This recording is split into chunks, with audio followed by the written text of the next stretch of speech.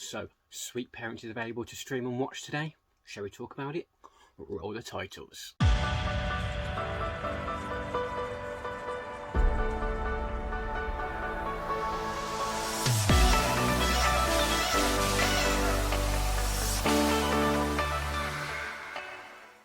Hi guys, it is Mr. Scotty Pie and I am back for another video. As I said in the intro, today we're talking about the new film Sweet Parents. But before I do delve into that, if you do enjoy this video, please do hit that like button. And if you enjoy this type of video, I do trailer reactions, movie reviews, general movie talk, and of course a weekly movie news. If that does sound like your sort of thing, why not hit the subscribe button so you can watch those videos when they are released. So, Sweet Parents is a new film that is available to stream wherever you can stream videos. Amazon Prime, I believe, YouTube, you know where to stream, where you can download and stream and rent and all those kind of films. So anyway, you can do that. You can do Sweet Parents. I have managed to watch this film, so let me give you my thoughts. So first, the bit about the premise of the film. Sweet Parents tells a story of a couple living in New York, struggling to live in the city due to the expenses and how expensive it is to live in New York City. You have Gabby, who is a want-to-be sculptor and artist, and you have Will, who is a chef and obviously has the dreams of starting his own restaurant. You watch these couple form friendships with more older people, obviously more well-off, and they start their sugar daddy / sugar mommy relationships. Obviously the text title Sweet Parents. On first hearing about this film, I can easily understand why you would think this film could be a little bit sleazy, or maybe it's a rom-com, but this one is neither. This film is slow-paced, gentle, romantic, well acted, and fantastically written. There are some moments in the beginning of this film that will throw the viewer off, with scenes that don't seem to follow the formula of the rest of the film, such as the opening scene where the couple are viewing different properties, obviously trying to find somewhere to live in the city. And this scene does have some laugh out loud visual gags, which make you think maybe you are going to be watching a rom-com. And even though this scene is quite integral to the story, because it kind of sets up the situation this couple is in, this tone in this scene isn't mirrored throughout the rest of the film. It's a very much standalone feel of a scene. And the other scene which I really struggled with in this film was a scene where the couple, Gabby and Will, go out to dinner with their neighbours and friends, and quite randomly one of the neighbours' friends turns up, who's just been on this lavish trip due to a sugar daddy that he has, who's paid for it all, which is fine as it is, but then he decides to give an exposition into the scene and explain what a sugar daddy or sugar mommy or sugar parent is. That's not needed in this film. It takes away a bit from this film. But also, this character's never mentioned again, never seen again, never heard of again. This scene felt shoehorned in to try and explain something to the viewers that didn't need to be explained. I feel it cheapens the entire film in a way.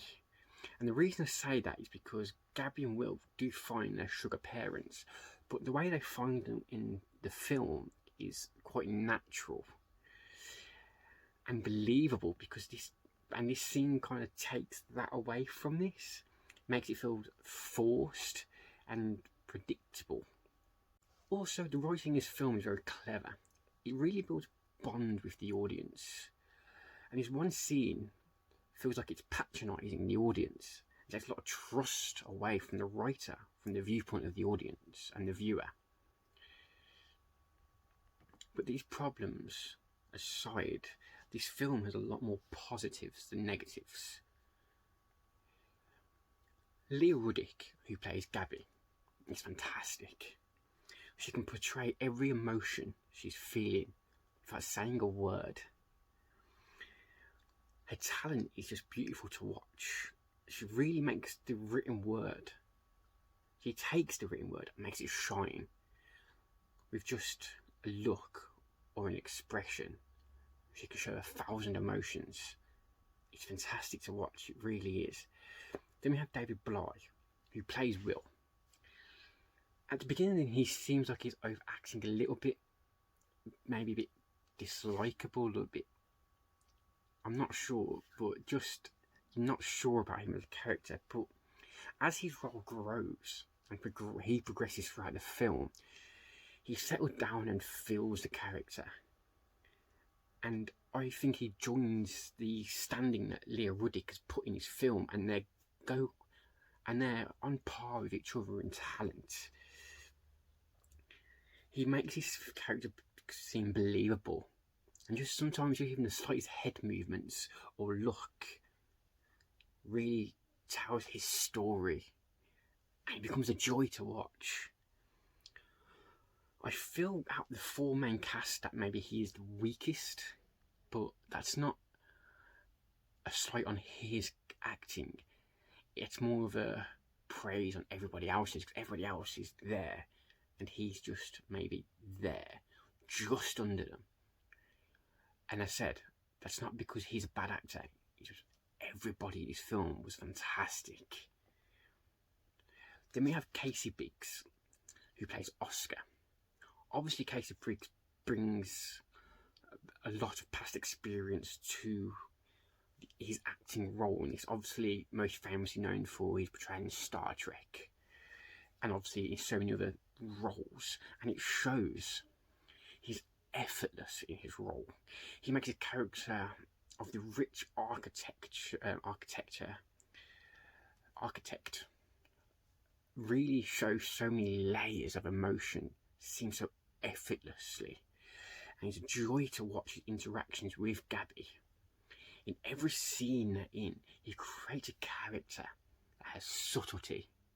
I think that's the key word of his film, is the subtlety. But he brings a subtlety that makes you want to delve into his mind and understand him as a character so much more.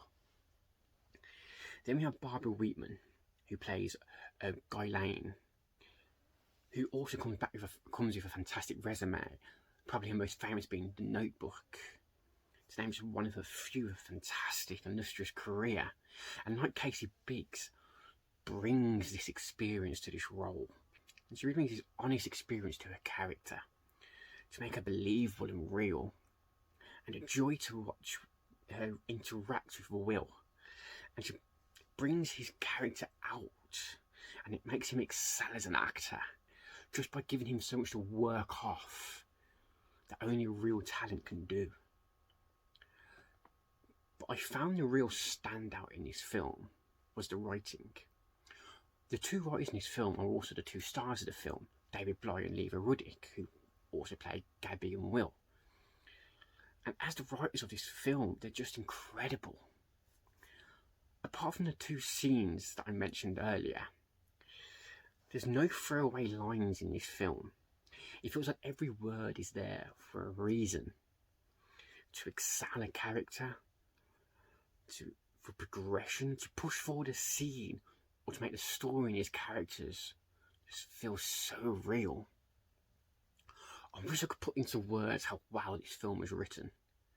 It makes me fall in love with this film, these characters and this story as a whole, in ways that are so easy to mess up with this type of story. So easy to make this film feel a bit sleazy or cheap or just a bit off. But this film doesn't. This film takes it all and makes it into something amazing, makes it something beautiful. It's subtly beautiful. I think that's the best way to describe this film as a whole. It's subtly beautiful. The way they delve with this subject, it was done almost to perfection. Almost to perfection, definitely.